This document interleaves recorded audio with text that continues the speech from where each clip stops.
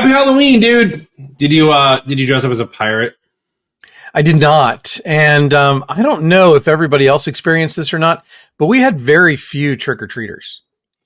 We don't actually get trick-or-treaters in this part of town. Everyone in our neighborhood goes to the other side of town, which is super awesome because we don't have to do anything. So everybody went there, and I got stuck at work. So Michelle took the kids over there. Roman went as Tony Stark. So I had an old T-shirt with an arc reactor that was like part of the T-shirt, so he used that. Michelle bought him the Edith glasses, which is even dead, I'm the hero. And we bought him they make like an Iron Man glove, right? That has like an arc reactor and some lasers or whatever it is. But because Roman's 9, we bought him like the Temu version of it. So it was like instead of spending like $200 on this thing, we bought a $10. It's called the Iron Action Red Glove. And the arc reactor is just this single circle with like a very tiny 2mm LED that you have to like push to turn it on, which never works. And the top has like a little plastic dinky missile that like you push it's like a push action spring that you push it and it basically just slides off the end of your hand. Like it was horrible. But he loved it. And then Simona went as Rey from Star Wars. And everyone's like, wow, she looks so good in that costume. And it's just like an off-the-shelf Rey costume. The trick was that Michelle did her hair. Yes. Right? She had the triple loop in her hair, and so she looked like it. And so they come home, and Simona opens up her bag, and she's got, like a normal amount of candy. And Roman goes, I got 4 bags! And like dumps it all over the island. And like multiple full-pack Reese's peanut butter cups, multiple full-size Hershey bars. And he's like, Dad, I got this for you. And he pulls out like this little tiny Kinder chocolate that has like an Iron Man wrapper on it. I was like, Bud, appreciate you. Halloween's weird. What was like the weirdest Halloween costume you've ever done as an adult, not as a child, like as an adult? As an adult? Yeah. Does it have to be Halloween or can it just be a costume in general? Well, I mean, like, when else are you dressed? I mean, I know you dress up for conferences. Yeah. But you dress up as a pirate all the time. Not all the time. All right. There was the time, and I still have it. I still have one of those blow-up cowboy costumes. So, like, you're the cowboy, but the blow-up part is the horse. And your legs are like the horse's legs or whatever. Yeah. I've seen those. Those are funny. There was a lot of... At the Halloween parade, there was a lot of those blow-up costumes. And the funny is that all those blow-up costumes that are usually like a big oval have little legs and little feet. And these are like, 3rd and 4th graders. So they get these little legs that are like, ding, ding, ding, ding, ding, like running across the playground. What was the game that was very popular a while ago? I guess it took place in space and you had to figure out... Huh? The one where you had to figure out like who killed somebody? Yeah. It's called Among Us. Yes. So we had 2 people come to the door last night that were dressed in those costumes, and they were blow up. The inflatable kind. One year, Michelle and I went as the aliens from Sesame Street. Remember the ones that would be like, oh yeah. Right. And so in our old house, we had a lot of trick or treaters, and we would dress up like these things, and I would open the door and be like, trick or treat. And like the kids wouldn't get it, but the parents would. So I got real into like just being weird about it. So the parents would be like, oh my God, that's so awesome. And I'd be like, that's so awesome. Like I would just repeat what they say in the alien voice. Right. And oh, you're so funny. And I'm like, you're so funny. Like I would just continuously copy them. And then they would leave, and I go, and I would. The reason I'm using if you're watching this, youtube.com/@allthingsmsp. The reason I'm using my hand here is the mouthpiece was just like a piece of foam with 2 sticks. So I would have to move the mouth of the thing. I was standing in the costume, like hugging myself with my hand, moving the 2 sticks and move the mouth. I'd be like, and like let people. It was very funny. I'm still convinced though that those were just repurposed puppets from Fraggle Rock. Oh, honeybee. Near.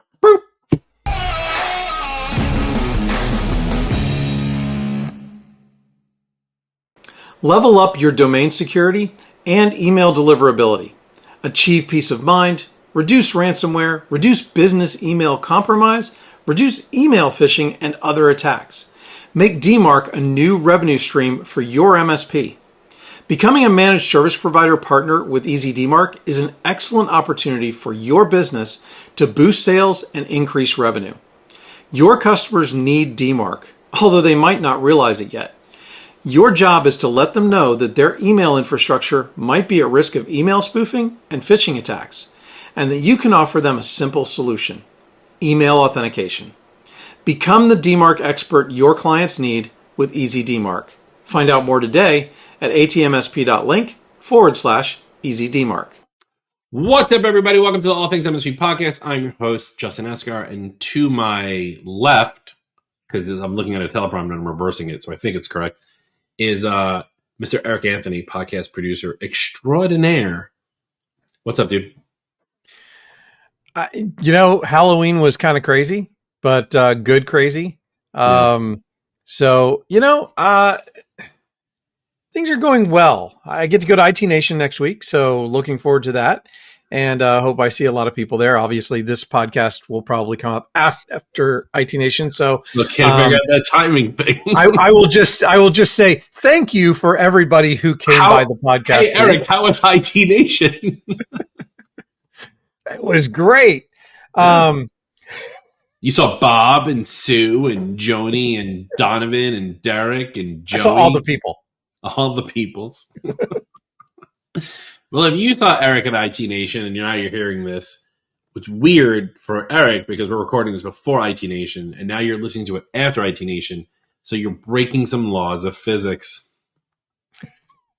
Is what it is. Weebly wobbly, timey-wimey.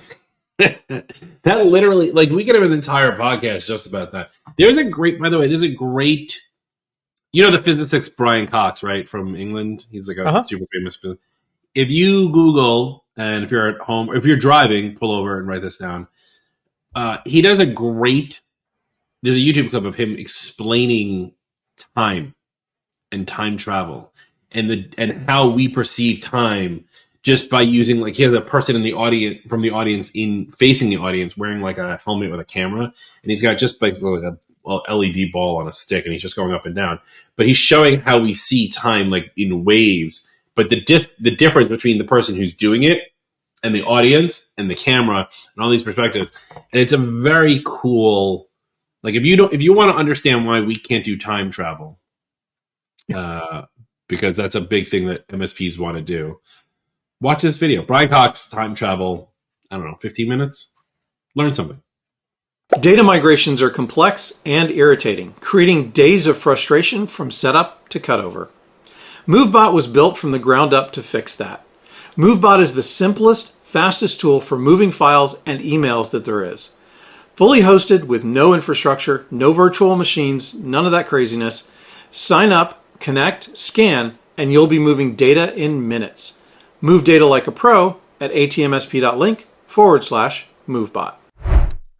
We don't have a from the group because it's Halloween and we shut the group down for Halloween. So we're just going to jump right into things today.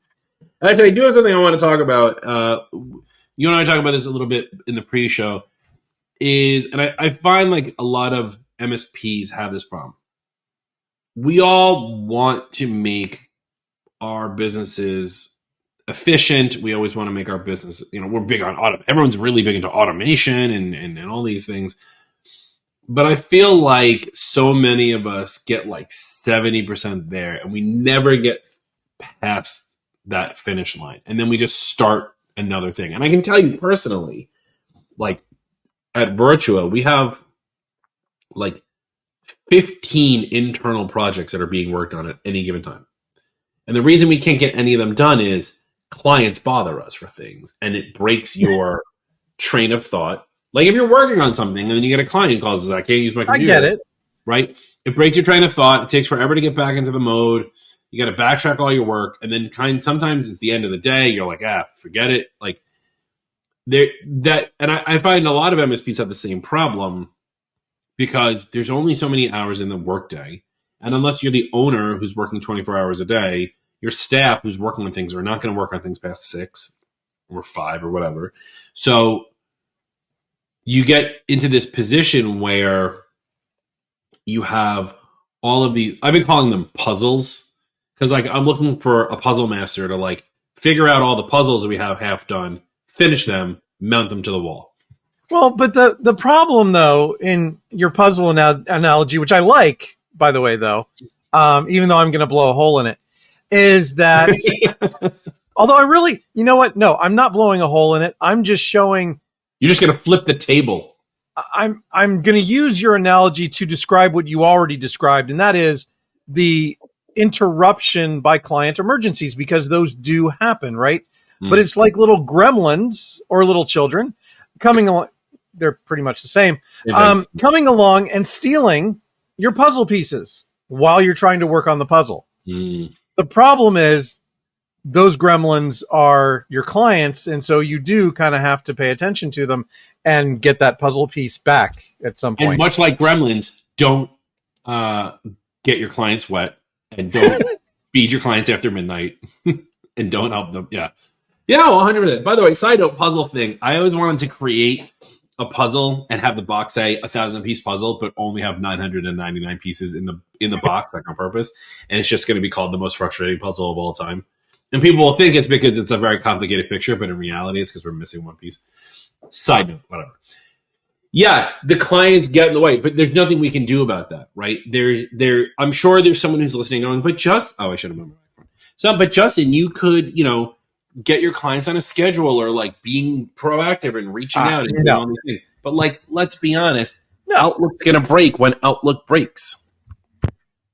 For those who are watching and watching me do this in real time, moving my microphone, it's because my producer forgot to tell me to move my mic closer.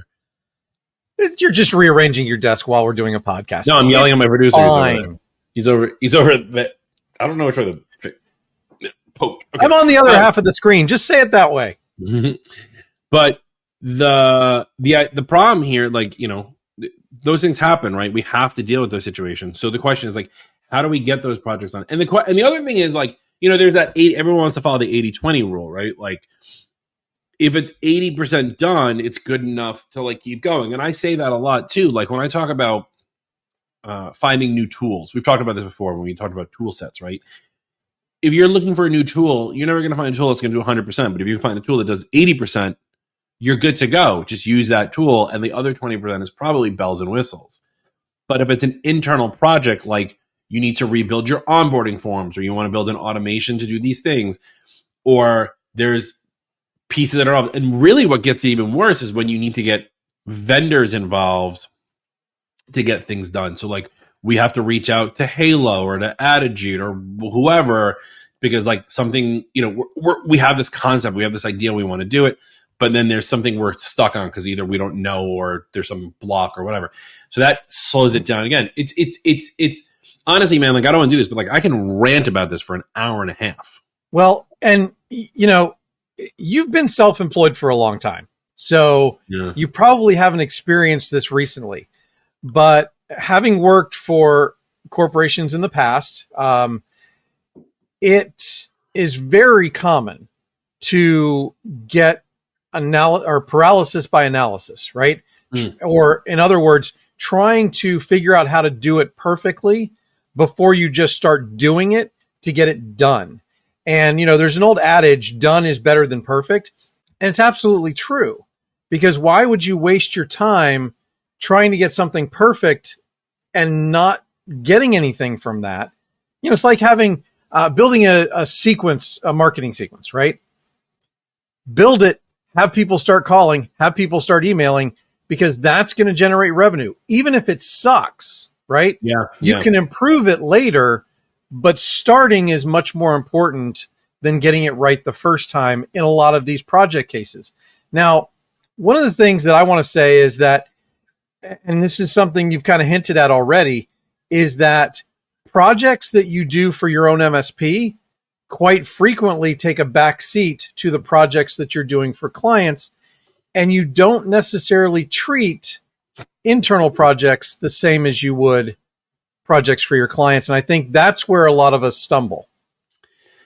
And it's not even like we can be like like, there's all these tricks, like, to like get your mindset right or whatever it is, people who want to be on time, set your watch 5 minutes early kind of trick. Like, you can't even trick yourself to say, like, this project really is a client project. Here, great example. Okay. We've talked about this before on the show. We're going for our SOC 2 compliance, right? We're using one of the SaaS companies. We're going through the motions. We have our trust center up. We have the whole thing. We know that if we get through this internal project, we will look better to clients. We will potentially get new clients. We will become more sticky with our nonprofits. We will do these things.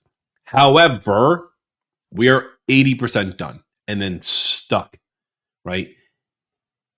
It's technically an internal project, but it's for clients. So there needs to be some, for lack of a better term, like stick of dynamite that blows the entire team forward, like in a shitty action movie. You know what I mean? Like Mighty Morphin Power Rangers style, where they like the thing is like 10 miles behind them, and they're all like, oh, like that kind of level, to like get us over the finish line, to finish it, just to get it done. It's so seemingly hard. And I think a lot of this is, to use just like another visual here, it's like scaling a mountain. The first 80% of that mountain is not that steep. It's a pretty steady 30-degree angle. But you hit some point and all of a sudden that mountain peak just tilts real high. And now you're like on a 70-degree angle, and it's way harder to get to the top. I always thought it was like feature creep, right? Because that's a software side of things. Like, it happens.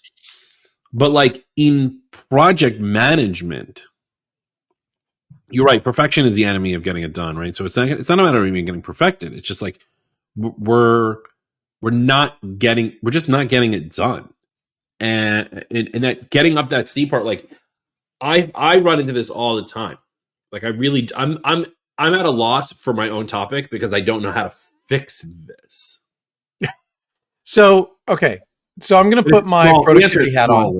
The answer is small wins, but you can break it down. So yes, that is a component that you can use to absolutely show that you're making progress and kind of not lose steam, because so many things can happen where you feel like you've stalled because you don't feel like you're making progress.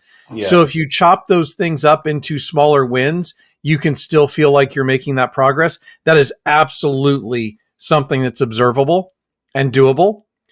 The other thing is, because it's an internal project, we quite often stop having progress meetings, stand-ups, whatever you want to call them, to keep the momentum going week to week. Because what happens is, they teach you this when you're trying to create SMART goals, right? It has to be time bound. Mm-hmm. And especially for larger projects, it doesn't just need to be time bound, like a deadline at the end. You need to have milestones, because the smaller parts of the project need to be time bound. There's a great book called The 12-Week Year that really talks about the psychology behind setting shorter deadlines for things. Because, and I know I do this, I don't know if you do this, Justin, but this is something that a lot of people do, is they'll give a project the amount of room that it'll consume. Mm-hmm. And so if it's something that should only take a week and you give it a month, it's going to take you a month. Yeah, that's a whole thing. I was actually I knew you were going to go there, and I wanted to Google this for a second because I don't remember what it was from. You keep talking. I'm going to look up who said that quote. Okay. So yeah, the 12-week year is definitely, it was eye-opening. I definitely changed my own personal productivity system based on that book. And now I do things very differently in terms of setting things up and how I organize things by the week. I don't organize by the month anymore. I simply don't. I know what projects I have that are big, far out kind of projects, but I can't focus on that. I need to focus on what I need to do this week to move that project forward. So when I'm organizing, my bullet journal literally has in it 2 pages. One page is divided up by things I need to do for my day job, things that I need to do for my personal life, and things that I need to do for the All Things MSP community. And then the second page is all of the tasks that I need to do, kind of random tasks that I need to accomplish that week, just because they're on the docket, right? Like I had to get my car inspected so we could get the renewal in this week. And so, it was great. I wanted to make sure that I voted. So I had that in for the week, but then I don't, try and plan everything out too far, because next week doesn't matter if I don't get this week done. Yeah. You're basically telling future Eric, tough nugs. Yes, yes. By the way, I knew I would find it. It's called the Parkinson's law. It's an old adage that work expands to fill the time allotted for its completion. That's the rule. And this is why calendar blocking works so well as well. It was originally coined by Cyril Northcote Parkinson in a humorous essay he wrote for The Economist back in 1955. We're talking about a 70-year-old adage here that still humans cannot grasp or get. And it's true. Like, here's an updated example. You and your team have 2 weeks to complete a relatively simple bug fix. Realistically, it should only take a few hours. But because you have more than enough time at your disposal, the project grows in scope. While you're looking at the bug, you decide to check a few other related issues. This prompts questions about what's causing those issues in the first place. And while those diversions may ultimately prove useful, they don't get you any closer to achieving the original object of handling the bug fix. But ultimately, the thing that should have been simple undertaking becomes something that requires 2 weeks to complete. That's the Parkinson's law. And we've all done it. If you're sitting right now listening to us going, oh, yeah, you're not alone. We're all in the same boat.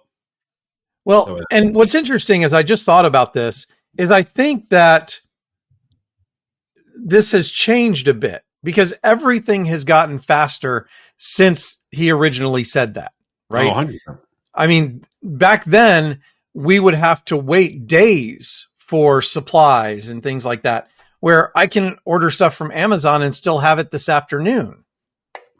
Not a sponsor. Right. And so we need to change the framing of how long things take because we can just get things done faster. Yeah.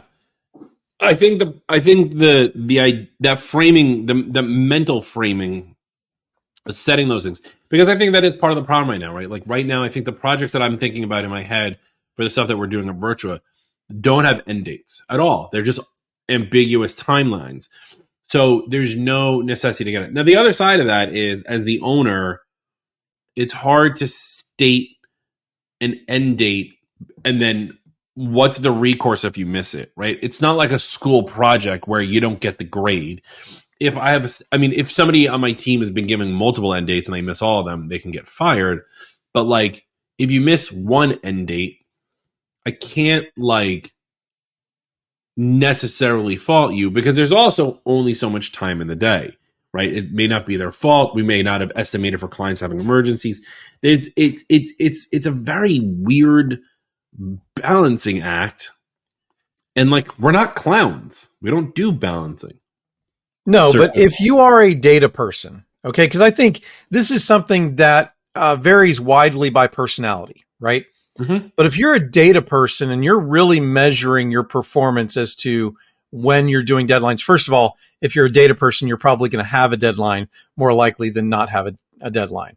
But if you focus not on the deadline itself, but on how percentage-wise you are getting close to that deadline, if you're a little late, that's okay. If you're a lot late, it's not okay. And the reason why it's not okay is because now you're encroaching on another project that you should be doing. So I think there's a way to measure it and be fair to your employees, right? To set expectations appropriately and not penalize them for unseen events or being 10% over versus being 50% over, right? There's a big difference between those two. And so doing that also, if you're a data person, you're looking at this and you're going, I'm really crappy at estimating how long it's going to take to do these things. So I need to change the way that I do my estimating. And that's true, because a lot of this stuff is stuff that we've never done before. How many times have you gone through a SOC 2 preparation and audit? Yeah, never. Right. Yeah, this is my first one, yeah. You have no way of knowing how long it's going to take. Right. Right. I thought it would take a month, and truth be told, I mean, this is the same thing if you go back a couple episodes where we talked about the internal audits we were doing, right? It was supposed to be fixed, the audit, or audit June or whatever it was. And I was still talking about it in almost September by the time we decided that we're done with them, right? Like, yeah, if you don't know what you don't know. Right. And by the way, it's okay to adjust timelines because A, things happen. B, if you've never done it before, you're not going to be able to estimate it well. And so don't beat yourself up over it. But set another deadline. Set another deadline. And don't beat yourself up over the fact that you missed the deadline, but do beat yourself up over the fact that you still need to get it done. Because I think that's part of it, right? No, because I think that's part of it. Truthfully, like, if the deadline was set and you miss it, a lot of people would go, done, whatever, don't care. I missed the deadline. It's clearly maybe it's not as important as I thought it was, right? Because again, this is all mental balancing.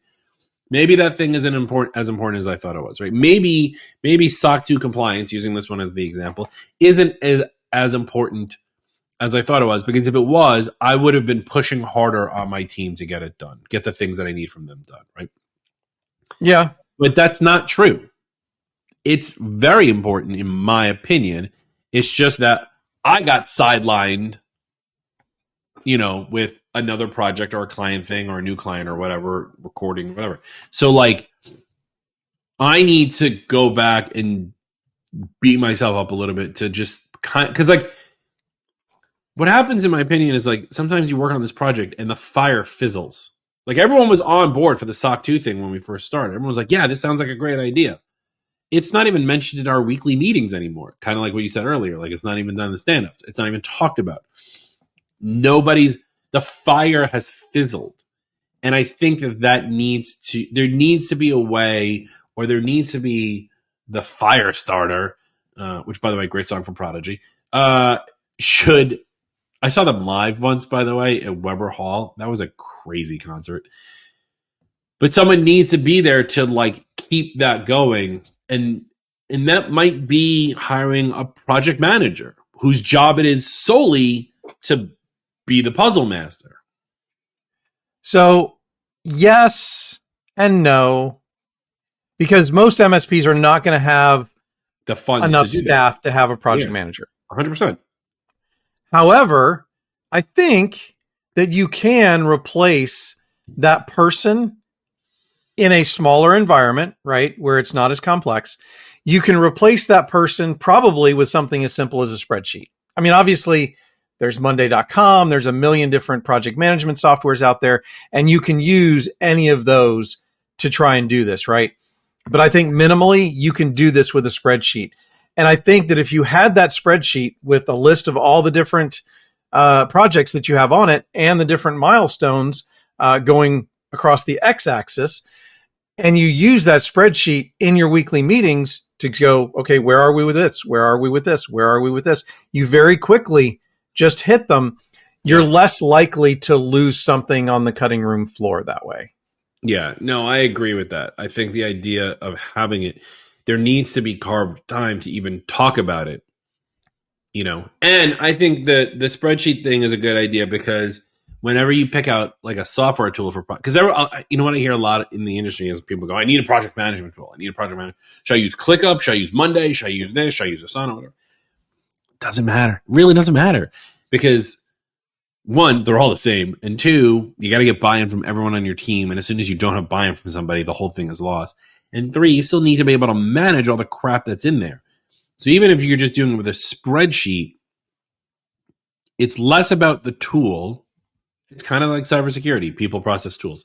It's less about the tool, and it's more about, like what you said, having the regular cadence and talking about it, bringing it up in the meeting. Where are we with this? Where are we with that? why is this project being held up? And keeping track of that, right? I think that's another piece of it. Like, we have a project that we're working on, and we're waiting for the vendor to get back to us. And I reached out to the guy on my team going, where are we at? And he goes, we're waiting on the vendor. And the next day I was like, where are we at? And he's like, we're waiting on the vendor. And the third day I was like, where are we at? He's like, we're still waiting on the vendor. And I was like, have you reached out to the vendor and said, hey, we are stuck waiting for this from you. We need this now. He goes, no, I'll do that now. Yeah. So in that case, because I've done this, where the next action is to get something from a vendor, right? Mm-hmm. However, that's not really what the next action is. The next action is to follow up with the vendor until I get what I need. Yeah. Pushing on them. It's weird. Like, do you have any recommendations for books or people? Because I don't read. For like, I don't know if there's like a book for like project management steps. Like, who would have known? Like, we know this because you and I are smart, and this is why we talk and put this out there to help other people like get this knowledge. But like, who would know that the next step isn't get the thing from vendor, that the next step is push for the answer from the vendor? Like it seems like, to me, it seems like a no-brainer, but I'm sure there are people out there who may not think the way I think. Is there a guide? Is there a book? Is there a to-do? Is there something we can put out for them? I am sure there is. Okay. I'm not familiar with one. I'll Google for you. I think in the size businesses that most MSPs are, where you're not going to have a professional project manager. Because if you have a professional project manager, obviously you have somebody who is well versed in how to handle projects, right? And I think there are good ways and bad ways. And I think the topic that we're just talking about is figuring out the best next action is probably a very important part of that. Now, I would say that there's probably a pretty easy rule for that is, do you control the action or does somebody else? And if the answer is somebody else, then it's not the right next action, because I like that. You have something that you can proactively do to try and push that to the next place. And that what I immediately thought of when you said that was like, I'm sure you can do this in Excel, but we're a Google shop. In Google, you can make like a status of like, who's controlling the next action. And you could have this, because I feel like if I gave the status of like who controls the next action, us or them, if the status is them, you can quickly go through and go, no, all of this is wrong, because you can call them out on the thing. So real quick, thanks to Reddit, reddit.com/r/project management. And this is a post from 4 years ago. What are some must reads about project management geared towards immediate to advanced PMs? And the number one book that shows up a lot here, which I think is an amazing book, and I make everyone on my team read it, is The Phoenix Project. Yes. I forgot all about it. That's the second book's not so good, but The Phoenix Project, the first book, is great. It's about DevOps, but they talk about the Kanban board, they talk about project management, they talk about information being locked to one person. There's so much there. I love that book. I totally forgot about that. There was a couple others, and then someone else wrote How to Run Successful Projects 3 by Fergus O'Connell, and a lot of people seem to have liked that one. And another one was, there's a bunch of like The Art of Project Management, Agile Project. I mean, really, I guess I should have gone to Amazon. Oh, Skunkworks by Ben Rich is another one, which is all about we've talked about Skunkworks before. The Lockheed thing. So I would say, because you mentioned it and I hadn't thought of it either, is Kanban boards. And there are physical implementations of Kanban boards. There are virtual implementations, SaaS software. Probably the one that I'm familiar with most is Trello. Which is really nice because you can use the simple version of it for free, right? And if I were to trying to do projects on the cheap, I would probably use Trello. If I am more of I need to handwrite and do physical stuff, which sometimes I am, I'd probably get a big whiteboard and some Post-it notes, and have a physical Kanban board in my office because Kanban boards just are really good at keeping track of simple projects and having that very good visualization. Is something you said there. Simple projects. Because the Kanban board only has 3 columns: to do, doing, and done. And like at base level, right? Yes. And to do a simple project. Like, for example, like I did a brain dump the other day, right? And one of my items on my list is I need to get a hotel for ACES Conference 2025.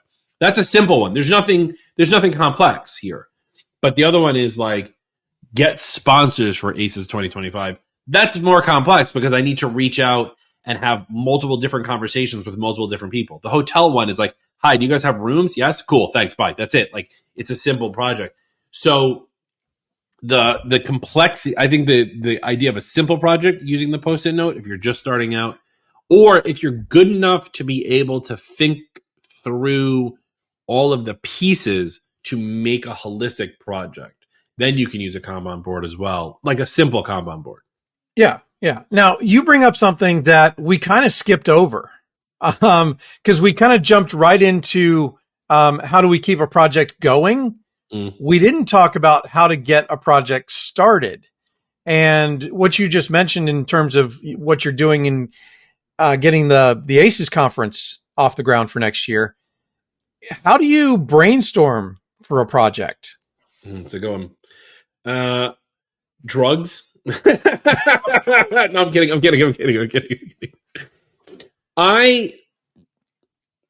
For us, whenever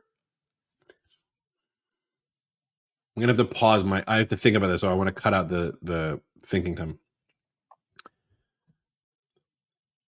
The way I come up with new projects like this is a mix of a couple of different things. One is obviously going to conferences and hearing about things that other people are doing, going, oh, we should do that too, right? Some variation of that. 2 is thinking about efficiencies that I hear about from vendors. And 3 is just like, hey, I think this would be cool if we could do X. Now, the first one, going to conferences and listening to people, great example of this is at ACES conference last year, Brian Best, he's not the keynote, he's a fortified speaker. Like I actually called him, sidebar, I called him and left him a voicemail. I was like, hey, are you doing ACES 2025? Yeah, you are. All right, thanks, bye, call me later. And I just hung up the phone on him, like, because he's always speaking there. But he made a comment last year about every week, I think, he sends his clients a report. So 1 week it's like, here's how many malware we caught. The second week is here how many things we patched. The third week is like, here's the dark web hits, whatever. And then everyone went, how do you automate that? And he goes, oh, no, it's all manual. And we were like, what? Now in my head, I immediately was like, we need to do this. And then he's like, it's all manual. And I was like, not like that. Like, right? So the project there is, how can we recreate these reports that Brian has such a great idea around? And then how do we automate it? So that's something you get at a conference. From a vendor, I always like to talk to vendors about looking at what are we using, like how are we using their software, and like what are things we're missing. So for Adigy, for example, who's our MDM of choice, I've had multiple calls with PMs and people over there going, hey, are we using this to the fullest potential, and what are we missing? We use Watchman monitoring as our monitoring tool. And so internally, we were like, okay, we're getting a lot of monitoring tickets about people running out of hard drive space. So we're like, how do we automate this? Well, we have Adigy. Adigy can pop alerts. How do we make those things work and talk to one another? So that came out of like a vendor thing as well as a repeatable ticket thing. And then the last one, which kind of leans into that one also, is like, hey, this would be cool if. So one of the things we used to do when we had fewer clients, when we were just in New York and we had fewer clients, it was a lot easier to do than we do now that we have like clients nationwide, is we had this giant matrix. We had a giant Excel spreadsheet, and we had all of these columns. Like, do they have Apple Business Manager? Do they have eCom? Do they have what's their printer? What's their phone service? What's this? What's their backup internet? And we literally filled in all these boxes. It was very manual. Now with a tool like your PSA, you can put that stuff in and run reports. So we're like, okay, the next project is how do we get these?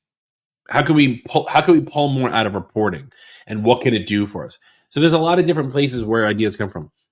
I will sit in a quiet space with my iPad and the Notes app and just brain dump.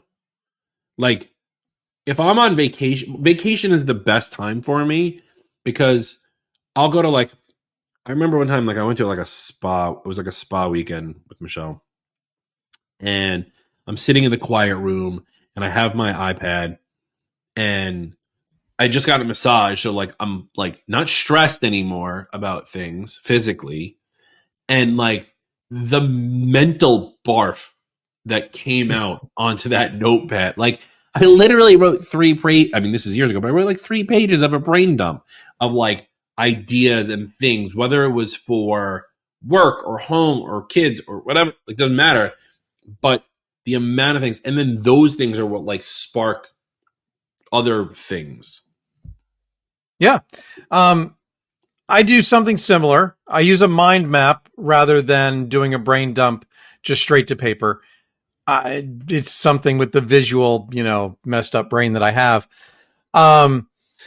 If I'm starting a project, I think it's very similar to yours. I'm going to enumerate it this way, though. I put it into a sentence. If I do or create X, Y will happen. And I probably used I used bad letters for that. Let me rephrase that. If I do or create A, B will happen. And here's why it was wrong in the first place. Is that B side is the Y. It's the result that I want to get. W-H-Y. And I can't use the letter Y for that unless I'm intentionally trying to make, but Y is the Y. The Y is the Y. I didn't want to make it confusing, and I just think I made it more confusing. Who's on first? What's on second? Yeah. I don't know. He's on third. He's on third. Yeah. No, I get it. Your B, if you do A, B will happen, and B is the why of what you're working on. Yeah. A defines the project, B defines the result, and then I can take that and turn it into a brain dump, a mind map, whatever I'm going to use, because it's very similar, right? The only difference between your brain dump and my mind map is I'm drawing lines in between things. Yeah. Mine's a checklist in Notes. And mine's a squid. And yours is a squid. Yeah. I mean, there's a lot of different ways to do this. I actually, when Michelle gets stressed out with work, I have her do kind of a brain dump, but I have her just write down the smallest bits of it on a lined notepad. And then I make her write down how much time everything takes. It's funny. It's I'm really good at helping her get through that stuff, but I can't do it myself.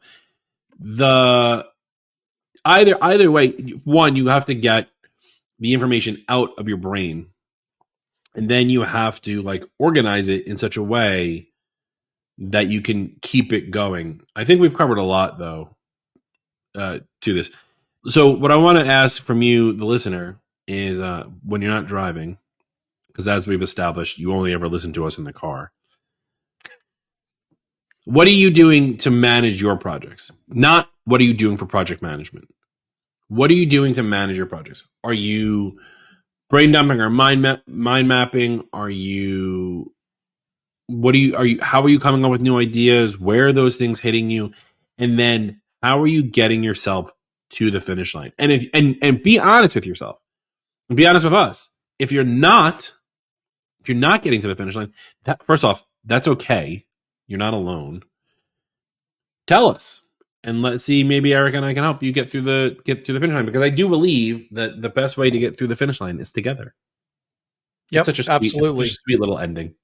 And the only thing I would add to that is if you have any hacks that you also use that you have found either help get you started or help get you unstuck on a project, share those with us as well.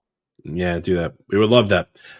Well, this was another one of those heavy ones. I promise you the next one will be way kookier. Maybe. We'll see what happens. Check us out, facebook.com/group/all things MSP. Follow us at youtube.com/@allthingsmsp. And if you do, go to the Facebook group and tell me what color Eric's lights are right now. Also, check us out on all of your favorite podcasting. I found out we're on Spotify podcasts the other day. That's cool. Who knew? Leave us a review somewhere, and then tell us where you left it, because I don't need to go search the internet for my name anymore. I guess that's it. That's Eric. I'm Justin. Bye. Thanks for listening, and don't forget to subscribe to us on your favorite podcast platform. You can also follow us on Facebook, but better yet, go ahead and join the Facebook group. You can also follow us on Instagram if that's your thing. And make sure you subscribe to our YouTube channel at All Things MSP to catch us in all of our video glory. And last but certainly not least, if LinkedIn is your thing, you can follow us there as well. And a special thank you to our premier sponsors, SuperOps, MoveBot, GoZinta, EasyDmark, and Comtech. And we also want to thank our vendor sponsors. The All Things MSP Podcast is a BizPow LLC production.